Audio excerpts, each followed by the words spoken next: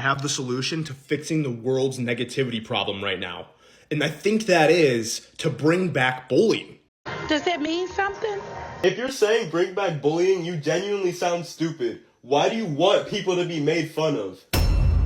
Bring back bullying. I'm like having a mental breakdown because my whole community is attacking me.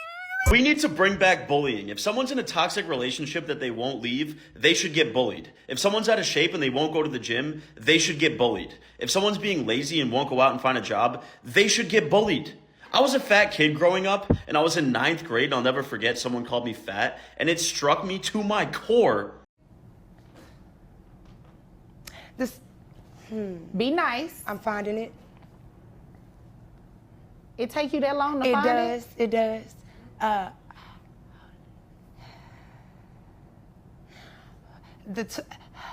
You bring back bullying. We have to bring back bullying. Oh my god, guys, let's bring back bullying. And they're talking about a queer person.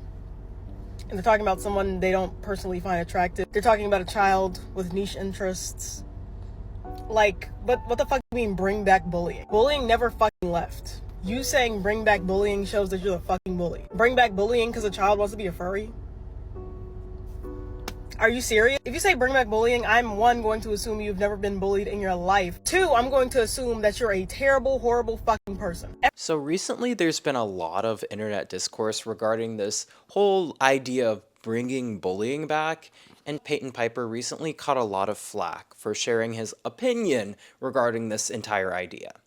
And he's sadly not the only one partaking in this trend or this promotion of this idea. Other TikTokers have made videos lamenting the supposed end of bullying. But today we're just really going to dive into this entire bring bullying back conversation and also just see how it works in practice, as Payton Piper, along with another creator that I haven't mentioned yet named Gus Weathers, really showed this in action as they took part to bully the controversial and rightfully so controversial creator Lillytino. I've really tried to avoid talking about Lillytino, but this situation, I guess, just necessitates it, as she's a very central figure, and to these two TikTokers fall into controversy. We'll also dive into the wider implications of this entire trend, and also how the shortening of discourse into sound bites and clickable short-form content has really destroyed a lot of higher thought. But before we get into all that, I'm just really shocked right now looking at the response to my last video. Thank you all so much for your love and support and so many of your kind comments. There are so many comments. I try to reply to as many as I can, but I was a little bit overwhelmed, I'm not gonna lie. But thank you all so much. Like, the fact that it took me over a year to reach 10,000 subscribers, but literally just slightly over a month to reach 20K is just absolutely insane to me. So thank you all so much. And if you like my content, make sure to like and subscribe and leave a comment down below on what you want to see next. So Payton Piper was a TikToker, and I wasn't able to see what ultimately ended up happening to him. I was able to see people sharing screenshots showing him getting banned.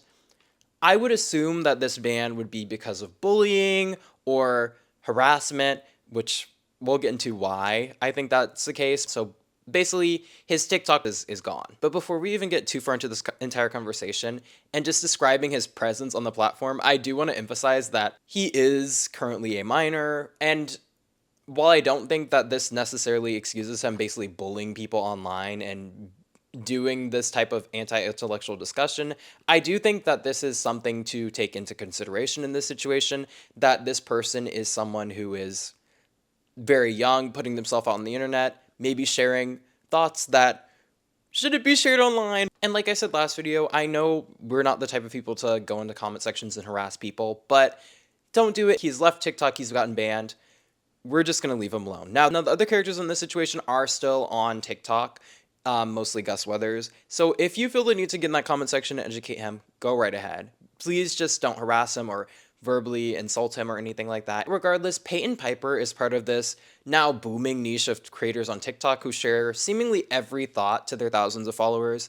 I want to call it like commentary talk, but it kind of reminds me of my own style of content, just me talking to a camera, maybe a few additions, but it's even more like raw.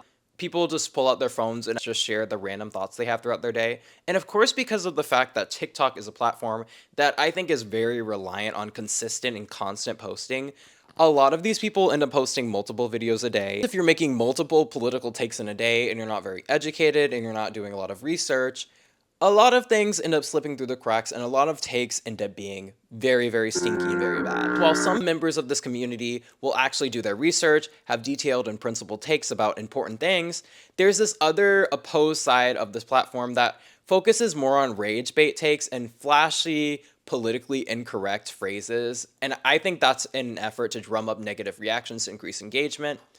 There's been a lot of talk about rage bait online, basically just content that is designed to make you very angry, and I think Peyton Piper really fit this mold. He would be very close to the camera. I saw somebody on Twitter basically be like, I don't like the fact that he's spitting on me, so a lot of people had this instant negative reaction to Peyton Piper, and I think he really played off of this. In addition to that, he would have these really bad takes on things. He would say these takes in a way that is very like boisterous or controversial. Oh, we should bring beating children back. Saying these things that are openly like gonna drive controversy in an effort to continue to get more attention. Another example of him just totally sharing his unadulterated, unfiltered thoughts without any research is this clip where he basically just generalizes all Asian people for some reason. Asians scare me a little bit because they're very, from what I've met, from the Asians that well, actually, there's this one girl, her parents were not, she was kind of great.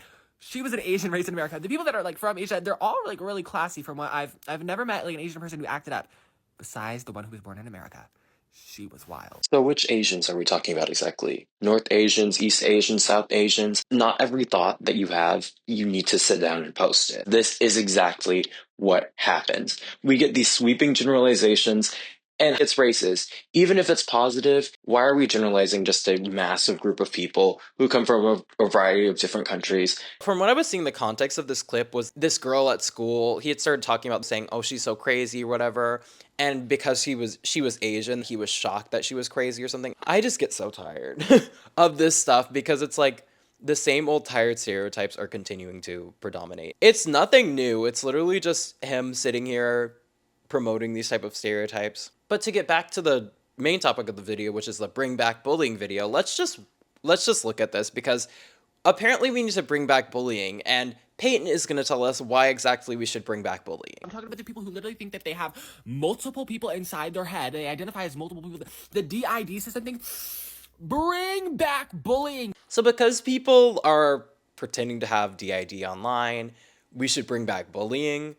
Something that not only impacts thousands of people, but has a really intensified impact on the very community that he very openly states that he's a part of, especially in his apologies. LGBTQ people are literally often the targets of bullying, which has horrific impacts on their mental health. According to the Trevor Project's 2024 survey, quote, over 49% of LGBTQ youth ages 13 to 17 faced bullying within the last year. And the survey further highlighted the impacts of this bullying by noting this. LGBTQ young people who have experienced bullying of any kind reported 3 times the rate of attempting suicide in the past year compared to those who were not. This is something that has very, very, very real impacts on people who face bullying and harassment. And it's not just over sexuality, of course. A lot of people have been bringing this up. The fact that Peyton Piper, in this world where we bring back bullying for some reason, Peyton Piper would be one of the first to be bullied. Bring back bullying. And then staring me right in the face is the exact motherfucker who does not want us to bring back bullying. Do you know who they bullied? You do not want us to bring back bullying. And that's not even like people trying to be mean, although, let's be honest, a lot of people were being very mean. When he said bring bullying back, some of y'all took that way too literally and just started bullying this kid, which, you know, is not going to change his mind. I'm just saying, if this world where we bring back bullying, this would have an intensified impact on Peyton Piper himself and also just the community that he's a part of. So why are we bringing back bullying? Why are we aligning ourselves with these people who want to bring back this thing that is negatively impacting community on a very intensified scale? It's just not making sense to me. And as someone who has literally faced bullying and harassment, not really over my sexuality, honestly, at least directly, I would definitely hear a lot of people hurl slurs about, and it wasn't exactly nice to hear people associate things like being gay with being bad or wrong. It's just a really not good feeling when something that you are is used as a substitute for basically bad. But that wasn't really direct bullying. Instead, I got more so bullied over my race, my skin tone, something that I can wholeheartedly say that the trauma was not really worth it at all. And also in this vein of bullying teaching some kind of lesson, the idea that predominated Peyton Piper's video and that I found really interesting to me was this idea that somehow bringing back bullying would just hide these people in society. Because at the end of the day, listen, you can laugh at furries or whatever. You can say, oh, that's so cringy. But at the end of the day, I think everybody deserves rights. I think everybody deserves to be able to express themselves. Of course, there are going to be limitations, but I don't want to really see us going back to this world where people feel afraid to come out or something, where people feel afraid to, dress the way they want to dress or maybe look more alternative. I think that him falling and playing into this idea, which is being spread by a lot of more conservative elements in society who want us to go back to the more traditional aesthetic, when in reality, let's be honest, y'all. I know that I've made a lot of reference throughout this entire video to what I call, I guess, conservative elements, but I just wanted to be basically as clear as I can be about what I mean by this. I'm saying that these creators who are a member of the LGBTQ community, who are queer, in an effort to get more likes, views, clicks, as a tactic of rage bait, are directly aligning themselves with people who are directly against their entire existence. There's so many aspects of this. There's like fundamentalist churches, there's very conservative personalities. All these people are the ones who are pushing this narrative that bullying needs to be brought back, that our society has lost its way. These queer creators are aligning themselves directly with these people in a way that I think is actively harming themselves. Bullying does not need to be brought back. Bullying never actually went away. So them interacting with this entire idea is just totally antithetical to what they need to be doing right now, if that makes sense. I'm not trying to order people around, but I'm just trying to say, in this era where stuff is literally being removed from the Stonewall website, y'all are going to sit here and align yourself with these conservatives who are spreading this idea that we should bring back bullying, when in reality, bullying never left, and this bullying would actually have a hyper negative impact on the queer community.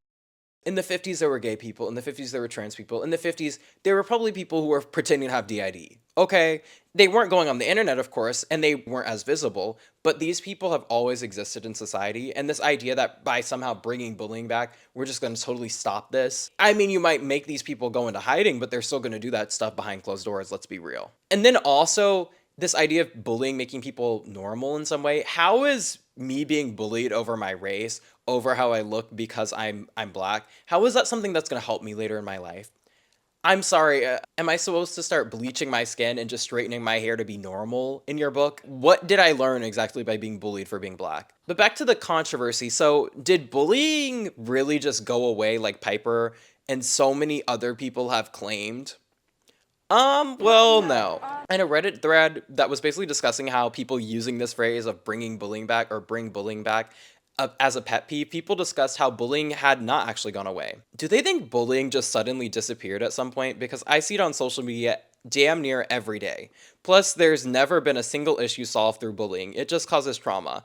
I realize it's mostly just a meme, but it's a dumb meme in my opinion. And in the replies of this post, literally hundreds of people detailed their younger relatives' experiences and their own experiences dealing with bullying, and even lamented the term. Somebody basically said that like this in adults is considered like straight up abuse. So calling it bullying can sometimes tamper down what that is. And I do feel like there has been this watering down of the term as well, especially as people say, oh, cyberbullying isn't that serious or whatever. But as our lives become more and more online, as your presence becomes more and more online, people are literally spending like, I am employed, but I do spend a lot of time on my phone. I do spend a lot of time online. So again, like me spending that much time online versus like how much time people used to spend interacting with other people, cyberbullying becomes much more of a problem. If so much of your life, if so much of your day is spent online, how easy would it be to just log out like these people say and these people claim? I mean, I've never personally been cyberbullied,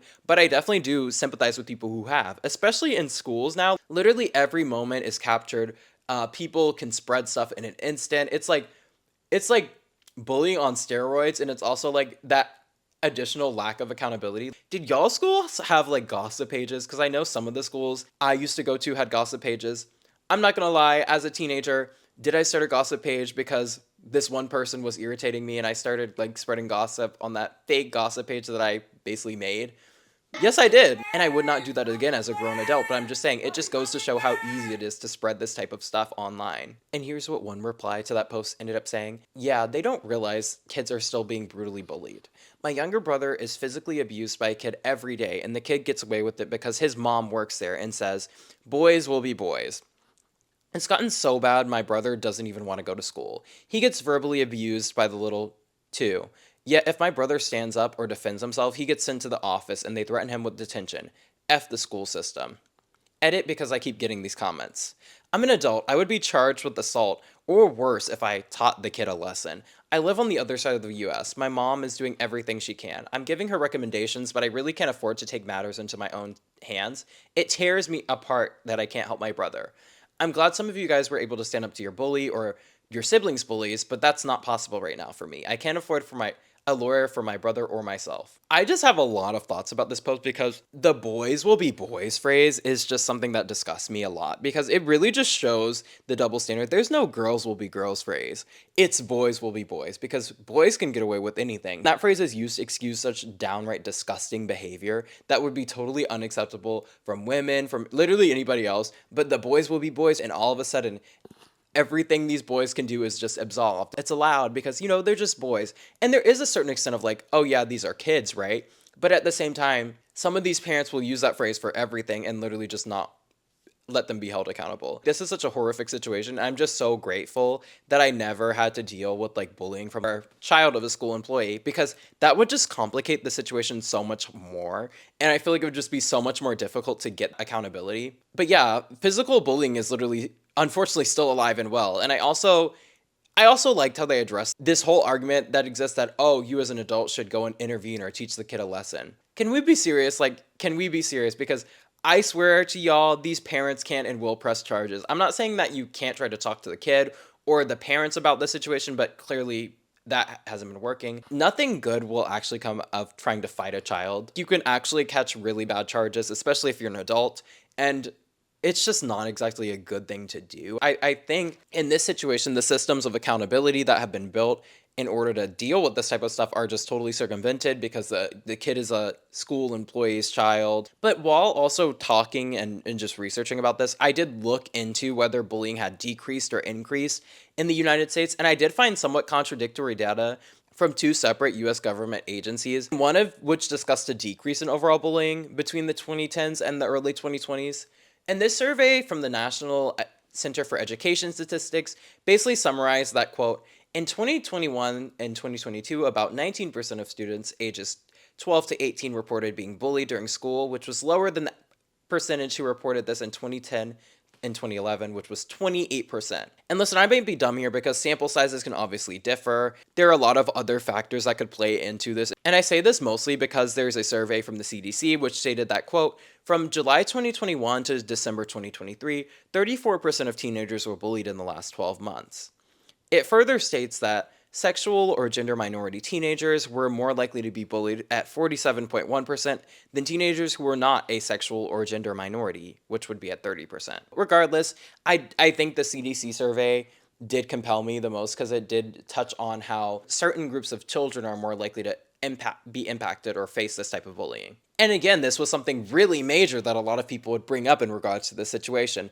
The facts making fun of the fact that Payton himself was a member of the LGBTQ community that would most likely be very heavily impacted by bullying, and that he was in fact enlightening himself with these people in order to make a hot, spicy take. And part of me does want to sympathize with him in a way because I don't know where he lives in the country, don't really care to know, but I do feel like in a way, sometimes I would try to align myself with people who obviously didn't like me. Like, I used to live in this area and it was much more conservative than where I am now. There were a lot of great people there. Like, I actually really miss the friends that I made there. But I'm just saying, sometimes I would just feel so out of place, and it would just be so much easier if I just fit in or tried to. So I did have a moment of, like, self-hatred. And I never fully subscribed to those ideas, but I just tried to fit in my best.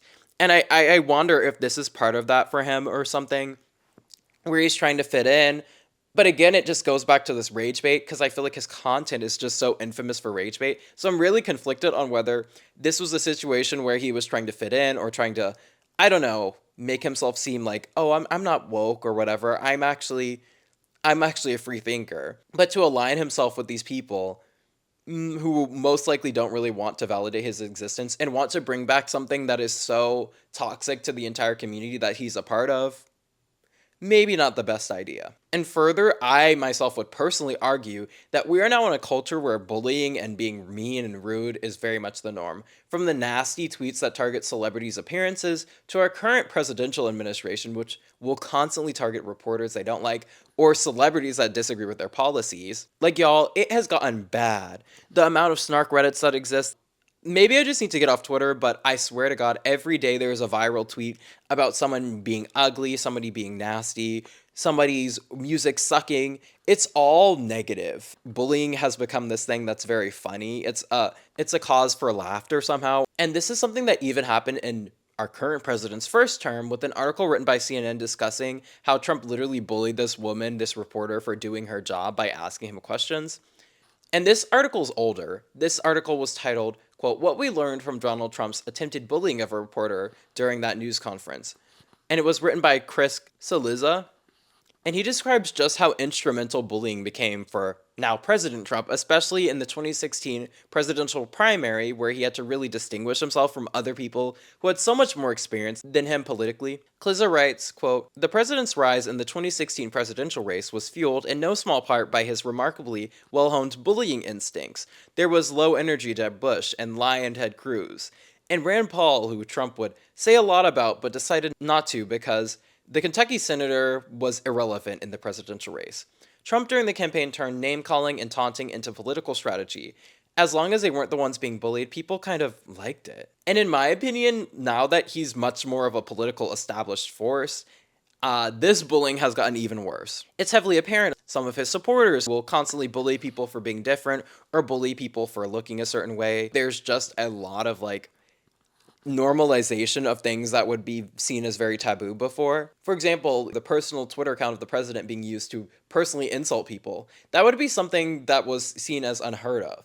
And while there is a lot of talk about civility and that type of thing, there is also, I think, a lack of empathy that has become very, very popular from the nonchalant trend, which basically, in some ways, I would say makes it popular to just not really care about the other people who surround you, to just exist in your own bubble. That has become so much more of a popular idea. And it's even gotten to a point where governmental agencies have engaged in the same toxic and just nasty behavior. ASMR illegal deportation flight, one post reads, which shows how immigrants had been chained together and forced on planes.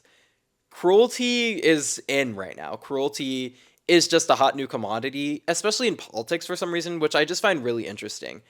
How the people who are most likely to be impacted by this new wave of cruelty and bullying are now just participating in it for a few TikTok likes and comments. I think this further just goes on to show that a lot of people are willing to just throw away their morals for some content.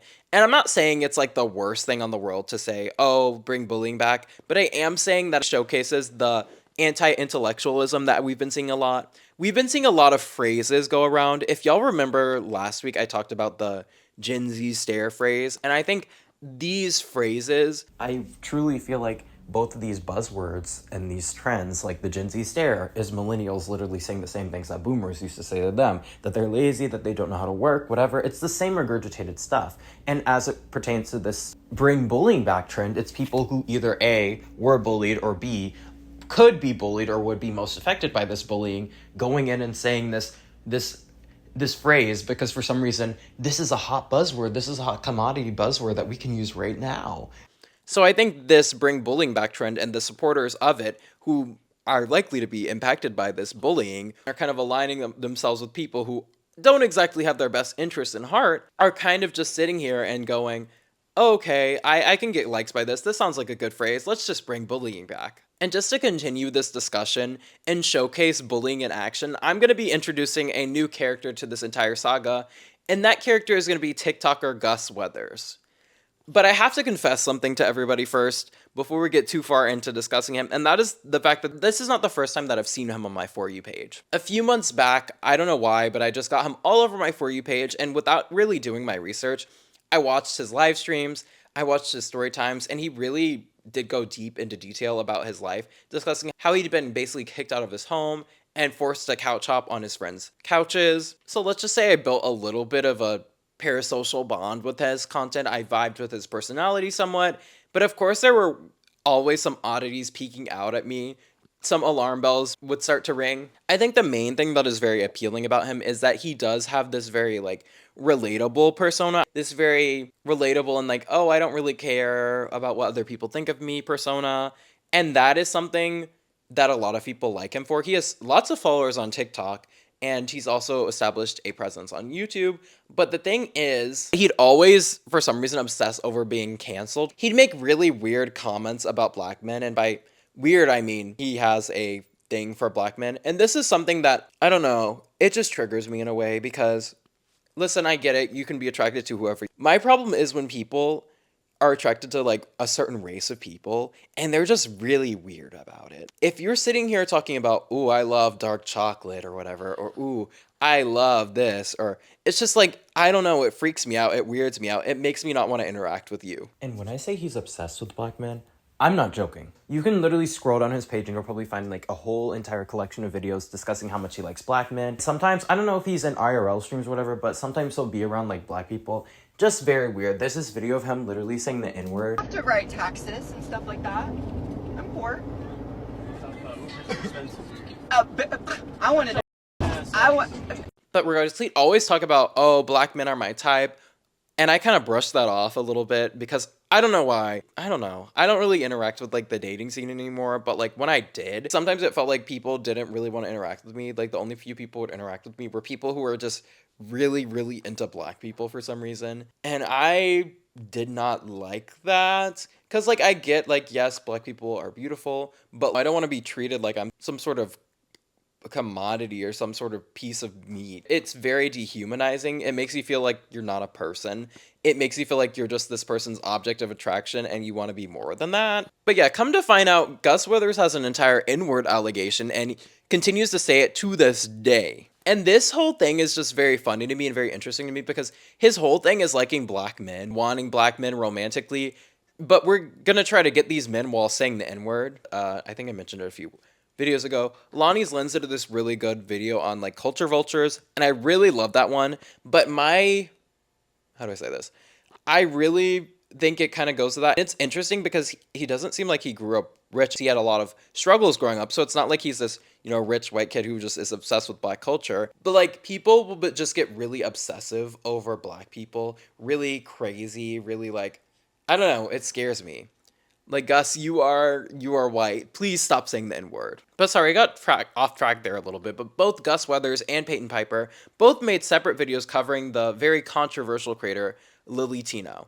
And if you don't know who Lillytino is, she's a trans creator who's very controversial for a number of reasons, including her describing getting gender-reaffirming surgery, basically describing her body parts, using cake pops at Disneyland or Disney World for some reason. And many people get upset by her anger at being misgendered, and there are very legitimate criticisms of her and allegations of her pressuring others to collab with her, as she also has a OF page. Oh, I didn't mention, yeah, she has an OF page. And while people can literally sit and argue about her other behavior as not being like directly disgusting, which I think it is, I don't think we should be doing demonstrations of like gender reaffirming care at Disneyland. I don't know, like, it's just not something that we should be doing. A place packed with kids. There is literally just no cutting her disgusting and devious behavior, especially as it pertains to the OF situation. And I do think there is a way to cover this and a way to discuss Lillytino not exactly being the best person without being transphobic. Like, I think you can do both of those things at the same time. And while some people who cover Lillytino will focus on her disgusting actions, how they're very problematic, how she's very problematic, others have taken this as an opportunity to be very blatantly, disgustingly transphobic, and this includes Peyton and Gus, who for some reason, Gus decided it was appropriate to use the T slur against Lillytino. Peyton's real as fuck because nobody's fucking with Lily. He's better than me because I would have got on here and called her a train. Oh, who said that? Gus did.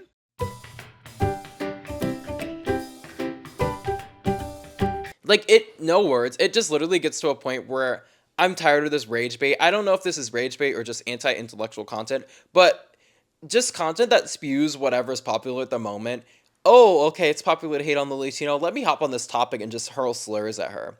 And I really think this post on the r/MTF Reddit really just explains how bad this is. The post titled, "I hate how being transphobic to Lillytino is becoming more acceptable in our community," stated, quote, "I've been seeing a lot of allies and trans people being openly transphobic towards Lily. People are calling her a man and claim that they are pretending. It's almost as if being transphobic towards her is acceptable because she's a controversial non-passing woman. She may not be the most likable person in the world, but her identity is just as valid as ours.